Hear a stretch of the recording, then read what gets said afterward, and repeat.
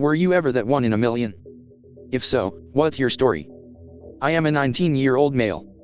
In August of last year, I was driving with my sister, when suddenly her face turned cold. "Gavin, your eyes are yellow," I remember her saying. I quickly pulled down the passenger's mirror, and to my horror, 2 yellow eyes radiated back at me. Fast forward, I spent a month being sick. The initial diagnosis was hepatitis A. Went back to the doctor, nothing was better, things were worse in fact. Was sent to the ER, then to the liver transplant unit at UCSF. By this point my eyes had turned muddy orange, and my pee was the color of a mahogany tree. Anyways, the team of liver doctors at UCSF managed to save my liver. I was diagnosed with autoimmune hepatitis. Oh, and my eyes are white again.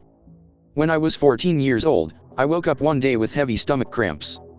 We called the hospital and they told us that I probably have a stomach flu and should go to the doctor next morning. After one of the worst nights ever, vomiting and sleeping next to the toilet, we went to the doctor. I had a fever of 40 degrees Celsius and was aching a lot. The doctor told me I had to go to ER and have it checked out because she thought my appendix was inflamed and causing the pain.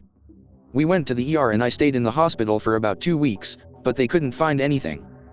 They treated me with broad-range antibiotics and after 2 weeks I was feeling a bit better and they told me to go home and recover. The night I got back from the hospital I went to bed and started hallucinating that I lived in a retirement home and that pirates were coming to steal our food. So I was flailing around trying to fend off pirates when my mother came in and asked what all the fuss was about. I told her what was going on and she looked at me like I had summoned a devil. She took my temperature and she instantly took me to the ER again. I had a 41 degrees Celsius fever. When we went back to the hospital I got treated immediately for inflammation and they did a wide range of tests again. They saw that something in my body was inflamed but they couldn't find it. I stayed in the hospital for about 2 more weeks when they finally found what was going on. My appendix was inflamed and burst the night I was having the hallucinations, but on all the scans they couldn't see my appendix. The doctor told me that if I came in 2 days later I would have died because of the pus flowing in my body. Apparently, there is a 1% chance of all the appendix cases that the appendix is so stretched out that they couldn't see it on the scans, or that the area was so inflamed they didn't see it.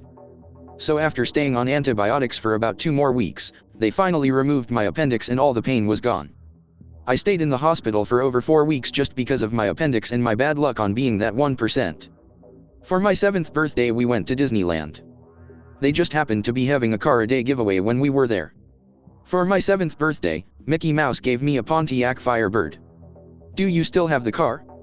Nah, since I was only 7 at the time, the car went to my mom. By the time I was old enough to drive, it was scrap.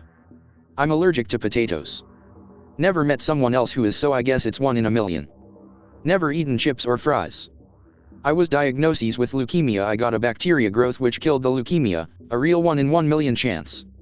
Edit, I almost died thanks to that bacteria though. The enemy of my enemy is my friend. When I was a kid, I was chilling in the water of the Mediterranean Sea in Turkey. Suddenly I felt an awful burning sensation on my stomach and my legs. I looked like I had been brutally sandpapered and I got a 40 degrees Celsius, 104 degrees Fahrenheit, fever. Turns out I made contact with a jellyfish, and later found out that it hadn't happened on that beach for 10 years or so. I was just extremely unlucky. No sure about the odds on this one, but I survived a non-survivable plane crash. I was on an old Po-2, famous for being very safe and uncrushable, on a tour of the desert in western China when I was like 7. My father's friend who hosted me and piloted the plane didn't survive, but somehow I got out with a concussion, and apparently passed out for almost a day in the middle of the desert, in the wreckage of the crash, 50 kilometers from the town/airport, on the edge of the desert. The people who found me were some tree planters. They plant greens in the desert to protect towns from sandstorm. A lot of people live in these desert towns in China do this. Found me on their way picking up a shipment, and the only reason they looked was BC they were making a bet on how fast the egg would cook in the sand and went off the road to test. Edit, first thing first, according to legends, 15 minutes, I never tested it though. So, according to my dad's, the theory that I might have lived was because the plane was mostly made out of fabrics and wood. So when the plane crashed, the front half collapsed and took the majority of the impact. Though I got knocked out, I was probably covered under the wreckage and in the shades. It cooled me off enough to survive for a day or so. That's awesomely unbelievable. Did it make you afraid to fly, or fearless? Nah, TBH, I didn't remember enough for it to actually cause like a traumatic experience or something. I was in 2 separate car crashes in 2 separate cars in less than 45 minutes apart. Also, go you/Sharkboy. Edit, I wasn't the driver for either crash. First car was hit from the side. Friend came and picked us up, car lost traction and we slid off the road and hit a pole. Neither was that bad, just poor timing. I was 2. If you count the ambulance. Someone pulled out in front of me and I hit them because I had no time to brake. Had some bad back pain so an ambulance took me to the hospital. On the way there, someone pulled out in front of them. I slept wrong one night and pinched a nerve in my neck so severely I lost the right side of my body, it just went silent like it wasn't there for months. I woke up in the worst pain I've ever experienced and couldn't talk, move, or do anything. The ER doctor thought I was having a stroke. My doctor had never seen a case as severe as mine and it was purely a freak accident.